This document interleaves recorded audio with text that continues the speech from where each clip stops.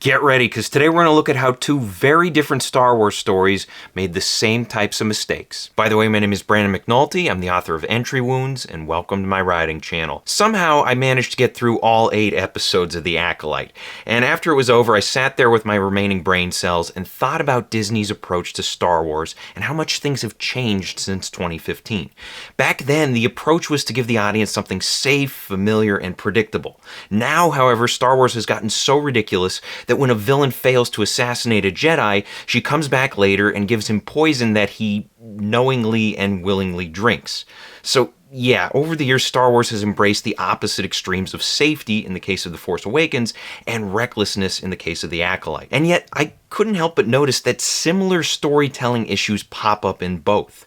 That's why today I want to look at 3 particular issues that both stories suffer from and how safety and stupidity create these problems. First off, let's do a quick overview of these 2 stories. I'm sure pretty much everyone is familiar with The Force Awakens. It came out in 2015, made $2 billion at the box office, and it rebooted the Star Wars franchise by introducing a handful of new characters in a familiar good versus evil situation.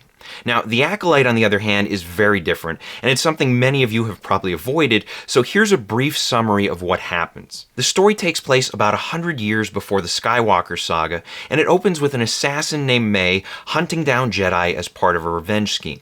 We then get introduced to the story's indecisive hero, Osha, who's a former Jedi and also May's twin sister.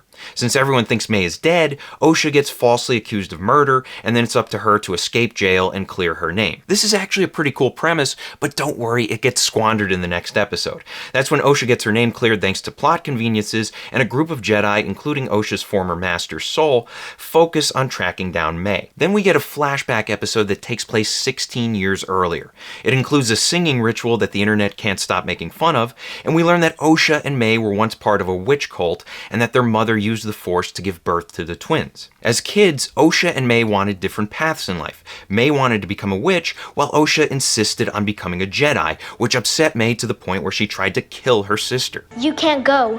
We're stuck here now. It's not up to you. You can't stop me. Yes, I can. How? I'll kill you. Shortly after May lit the fortress on fire, all the witches died and Osha became a Padawan. Anyway, back in the present day, the plot uses Osha to locate May and her dark master known as the Stranger. The strangest thing about this guy is that he has a special helmet that deactivates lightsabers. We'll talk more about this later, but after the Stranger slaughters multiple Jedi, there's panic and confusion, and then Osha and May swap places. Osha soon develops a budding attraction to the man who killed her friends, and he tempts her to join the dark side. Then we return to our favorite flashback, except this time we learn that Osha's former master, who's portrayed as this earnest and well-meaning guy, actually killed the twins' mother after she jump-scared him during a heated confrontation. This pays off in the series finale when Osha learns the truth and force chokes her master to death.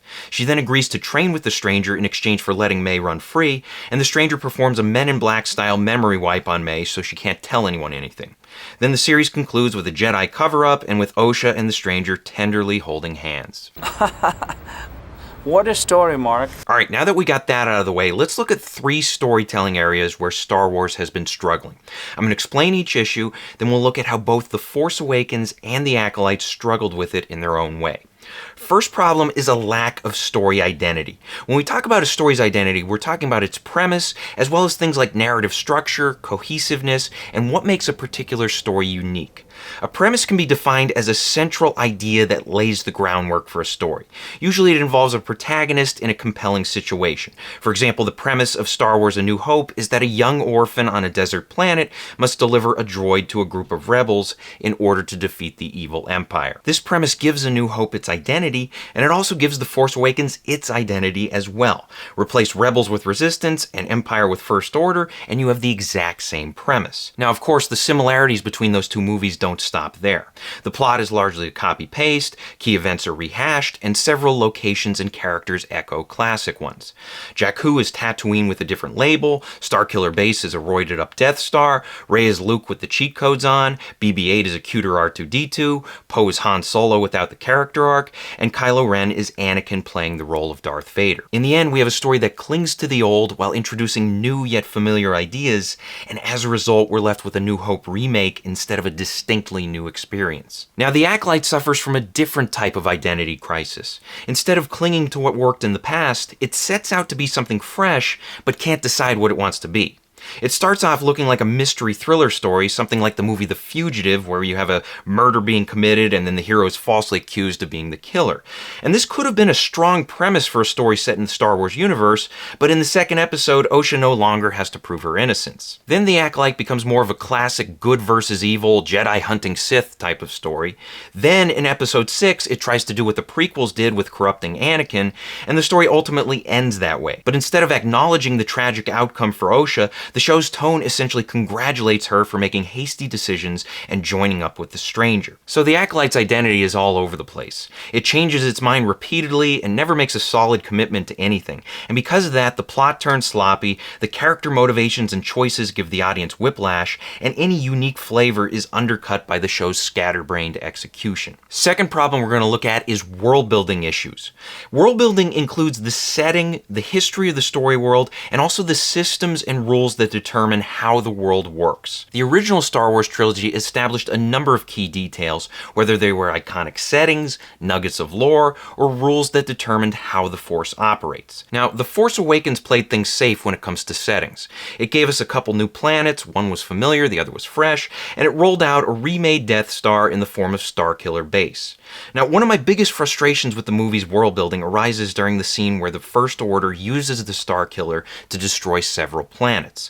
The event is a cool spectacle and it's visually stunning, but there's no emotional weight to it because we have no emotional connection to those planets. Compare that to when Alderaan is destroyed in A New Hope. When Tarkin threatens to destroy Leia's home planet, she desperately tries to talk him out of it. She gives us details that paint a picture of her homeworld, and most importantly, we learn that she, a major character, has a strong connection to the place. On top of that, Alderaan was the original destination for Luke once he left Tatooine, and once it's gone, it significantly alters the course of his journey. In other words, there's both emotional impact and plot impact. By comparison, the planets obliterated in The Force Awakens are just random objects in space. We do see a bunch of NPCs panicking as they're about to die in the capital, but we have no real connection to them. And what about the other 4 planets? Why should we care about them? Ultimately, this is a key plot event, but it doesn't feel like we lost pieces of the Star Wars universe. The other world-building issue with The Force Awakens is how mastering the Force is instant rather than a process. It's like the storytellers were afraid that if they didn't include Force powers, the audience would be upset, so they played it safe and included them. Now, in A New Hope, Luke was admittedly a quick study, but at least there was some direction and training involved. In The Force Awakens, Rey learns about the Force, then she has an encounter with Kylo Ren where their minds connect, and next thing we know, Rey is reading his thoughts, ordering around stormtroopers, and grabbing a lightsaber from a distance. Being supremely talented and powerful is one thing, but earning skills without any training just feels off within the Star Wars universe. And it takes the magic out of the story when there's a destination but no journey. My issues with the Acolyte's world building involve how certain things clash with the established rules of the franchise. First off, I'll admit that I actually like that they tried something different by setting it 100 years before the Skywalker saga, and also introducing a cult of Force witches. Some of the world-building ideas themselves weren't bad, it was the execution that was the problem. Now, one thing that especially bothered me is what the story does to lightsabers. I mentioned that the Stranger has a special helmet that neutralizes them, and this was just silly. First of all, you hate to see such an iconic weapon get cancelled out by some goofy brown helmet, and second, when they introduce a substance that shuts down lightsabers, you have to wonder why it didn't appear during the time of the prequels. Like, you would think that any enemy of the Jedi would be stocking up on this stuff. And then the last thing I want to talk about here in regards to world building is the Force. It's used so inconsistently in this series. There are a number of moments where common sense goes out the window, and I think the worst for me was in the final episode when the Stranger uses the Force to wipe May's memory. It comes out of nowhere, there's zero setup for it, it's just whatever the plot needs. And if you're gonna introduce a new Force ability, that's fine, but at least set it up properly. And the third and final problem we're gonna talk about today is rushed conflict. This manifests in The Force Awakens in 2 major ways. First, you have rushed relationships. Anytime 2 or more of the main characters meet, there's this brief conversation, then everybody goes from total strangers to good friends. Even though Rey is introduced as being street smart, she quickly buys Finn's shaky claim that he's with the Resistance. Later, BB-8 provides critical location info right after Finn admits that he lied about being with the Resistance. And then there's Han and Chewie. After years of searching for the Millennium Falcon, they find it with 2 thieves inside who are wearing gas masks and preparing to release poison. Then, a minute later, Han is comfortable enough to turn his back on them. Trust and friendship are handed out like candy in this movie, and once people get introduced to each other, they get along incredibly well with minimal headbutting or arguing. Another issue is rushed conflict in general. Whenever there's a problem, boom, there's a solution. You rarely see characters planning out a strategy, and even when they do, the problem often solves itself. It's like, oh man, we gotta find Rey. How are we gonna locate her on this huge military base? And then it's like, oh, well, look, there she is. Stuff like that happens repeatedly. And then you have situations where characters achieve their goals too easily. Remember when Finn and Han need to disable the shields on Starkiller Base so that the Resistance fleet can attack? Finn admits that he doesn't know how to disable anything, so what they do, they capture Captain Phasma and hold her at gunpoint until she powers down the shields. What sucks is that there's no real struggle here. She doesn't put up a fight or fake them out or sound an alarm or anything. A high-ranking soldier just drops the shields for the enemy during a critical moment. Now with the Acolyte, well, I guess I'll go through my notes and give you the highlights. First off, I already mentioned that the show starts with a fugitive-style storyline where Osha is accused of murdering a Jedi. But instead of her having to prove her innocence, it's proven for her. I know what this looks like, but I can explain. Do not move. She didn't do it. My sights were on her the entire time. Then there's this ridiculous scene where May attempts to murder a Jedi, but he's projecting this invisible force field so she can't. She gives up and obtains some poison, but instead of trying to assassinate him in a clever way, the guy simply agrees to drink it and dies. In episode 5, there's spectacle, but also stupidity. The stranger overwhelms the Jedi in battle, but they're able to escape him by slapping a light on his back. This causes him to get swarmed by light-sensitive bugs, and even though he has a weapon and mastery of the Force, these creatures take him away so the plot can plot. Then you have the final confrontation between Osha and Sol. She finds out that he killed his mother, and instead of them having an exchange where he explains that he killed the woman because she abruptly and terrifyingly transformed into a dark cloud during a heated moment, she simply force chokes him to death while he puts up zero fight whatsoever. That's followed up by Osha forgiving May for everything, taking the stranger's deal, and then having the stranger erase May's memory without any prior setup. And then at the end, when a Jedi leader questions May, May says she doesn't remember anything, and the Jedi instantly believes it. Like there's no suspicion, no interrogation tactics, just, okay, cool, your memories are gone, I believe you. It's all just a mess, and I didn't even cover May's ever-changing motivations, which are like a running gag in the series. But the takeaway here is that the Acolyte sacrifices conflict again and again for the sake of its plot, just like how The Force Awakens sacrifices conflict again and again in order to achieve rapid pacing. These two stories may be a decade apart in terms of their release, but they both showcase long-running problems in the world of Disney Star Wars. Fixing the 3 things I discussed today won't solve everything, but these are basic, big-picture solutions that could improve future Star Wars stories or stories in general. So I hope this helps.